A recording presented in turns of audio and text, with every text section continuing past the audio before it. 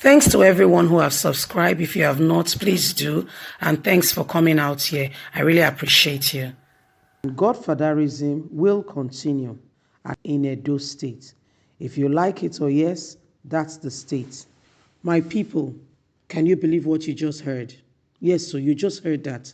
I'll take it again for sake of emphasis so you can get it loud and clear. Edo 2020, Edo will be Lagos, and Godfatherism will continue in Edo State. Desmond Elliot. I want to say most of us here know Desmond Elliot. Desmond Elliot is, a popular Nigerian actor who came up the scene pretty about close to 20 years ago. And right now in politics, what happens is some of these our actors and actresses, after a while, they dive into politics after being well known. You see, government begins to bring them here and there to give some administration into government. One of those persons is Desmond Elliot, who is House of Assembly member in Edo, in Lagos State, precisely, I beg your pardon, under the APC. And guess what he said? When he was trying to sell Iyamu, the same party, he said Edo will be Lagos. Godfatherism will continue. Can you see that these people are not even hiding it? It's a shame, because somebody like Desmond Elliot is supposed to be like a figure, or a public figure that is worthy of of people emanating. Somebody who has showcased through character, but apparently this has not been the case. It has clearly not been the case. You know what he said? He said Edo will be Lagos and Godfatherism will continue. You need to hear all the details. By the way, good morning, good afternoon, good evening, whatever time we're reaching you today. Very warm, big thank you to every one of you for your support. Please don't forget to give us a thumbs up and to subscribe if this is your first time. Let's carry on with the news and get all the details. Nollywood actor Desmond Elliot, who is also a representative of the APC in Lagos State House of Assembly, has refused the claim made by the governor of Edo State, Governor Godwin Obaseki, that Edo no be Lagos. He made this known during the interview he had recently where he discussed Pastor Iyamu's simple agenda.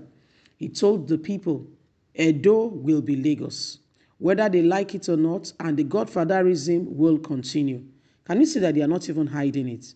Refusing this claim, the Nollywood actor said, saying Edo State can never be Lagos State means that Edo State can never be as developed as Lagos State. This is very detrimental to the state itself and not the right for a governor to say that, because saying Edo can never be as big and as popular as Lagos means that he's trying to pull Edo backward. Can you imagine? Obaseki is a product of Godfatherism, and so am I. He said, can you listen? Godfather in politics only teach you how to make people happy and the rule peaceful with impact. So Godfatherism will continue. Did you hear that? He said they only teach you and it will continue. And he's saying it is not a hidden fact. You know what? We'll continue with the news. It's just very ironic because the truth of the matter is some people still see a pitfall, a pit hole right in front of them and dive into it. And at the end of the day, they say it's the devil. Listen, the devil has nothing to do with this, okay? Let's continue. The Nollywood actor further said that Pastor Osage Iyamu's simple agenda will make Edo State better than Lagos State. As the candidate of the APC, will make sure that Edo becomes even more developed, more beautiful than Lagos. He said, I have told you, Edo will be Lagos and Godfatherism will continue. I myself is a product of Godfatherism. So what are you talking about? Obaseki himself is a product of Godfatherism.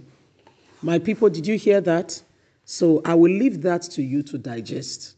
I will leave it to you to digest, and I would like to hear your thought on that matter. I would like to hear what you think. I would like to hear what your mindset is with regards to this very issue, which Desmond Elliot has come out to the general public in an interview to say to the world that Godfatherism is good because he's a product of Godfatherism. Now, I'll tell you the benefits of Godfatherism and the demerits, okay? Godfatherism in itself, it's not bad.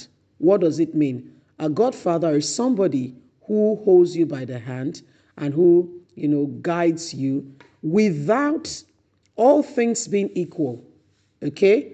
Without making you a puppet, okay? So at the detriment of you being a good leader or dispensing the best, of guidance or development to your people. Godfather is somebody who is supposed to see to it that you do not make mistake he made by guiding you here and there, having meetings regularly, encouraging, demonstration, and showing you, suggesting. That's all they do. Now, I give you the demerits of Godfatherism. A godfather wants you to serve them. A godfather wants you. I'm talking about what happens in Nigeria, why this is really bad. A godfather wants you, never wants you to become anything, or if you don't obey them, then your administration becomes what? Frustrated. If you don't follow what they want, you are doomed. So you see, there is a lot. There is a lot. Godfather will pick for you who to lead. If you fail to follow them, you cannot and will not be able to administer true development in your area. If you fail to obey them, they can make the people they have put around you to rise up, making the administration a frustration for you.